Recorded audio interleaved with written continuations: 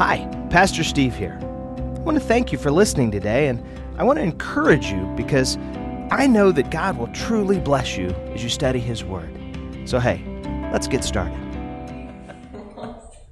Hey church, Pastor Steve again. Today's devotional is actually one of the most well-known of all the Psalms, the 23rd Psalm. I know many of you may have it memorized, but I'm going to be reading it today from the New American Standard. So feel free to follow along in your own Bible as I read. Again, this is Psalm 23. This is my old Bible that was given to me by my family in June of 1980, and I brought it down, and it is literally falling apart because it has been so well used. Well, praise God. 23rd Psalm. The Lord is my shepherd, I shall not want. He makes me lie down in green pastures. He leads me beside quiet waters. He restores my soul. He guides me in the paths of righteousness for His name's sake. Even though I walk through the valley of the shadow of death, I fear no evil, for Thou art with me. Thy rod and thy staff, they comfort me. Thou hast prepared a table before me in the presence of my enemies. Thou hast anointed my head with oil. My cup overflows. Surely goodness and loving kindness will follow me all the days of my life, and I will dwell in the house of the Lord forever. Now listen, sheep, for the most part, are actually fairly helpless animals. They aren't exceptionally smart, and they get scared really easily.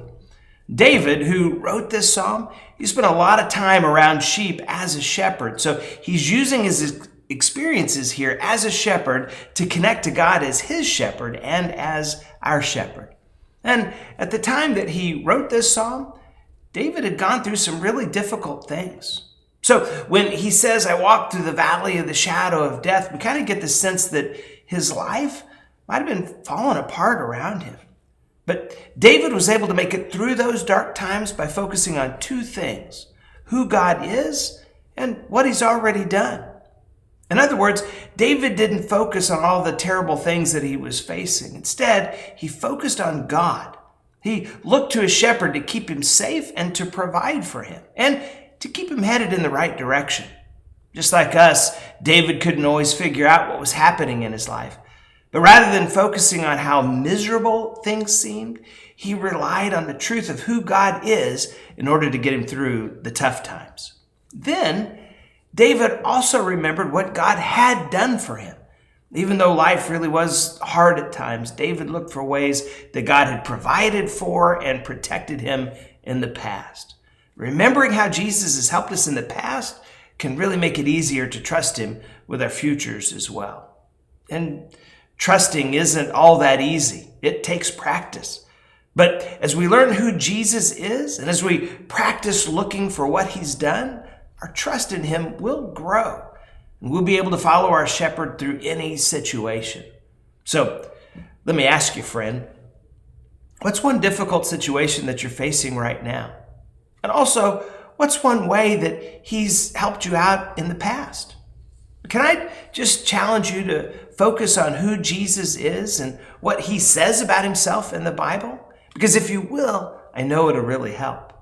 I can tell you that because it's what has helped me. And friend, I pray God's blessing on your life today. I'm also going to ask you, please, would you keep your church in prayer? And specifically that we're able to meet again soon and very soon.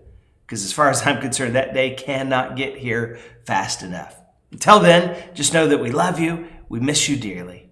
See you soon.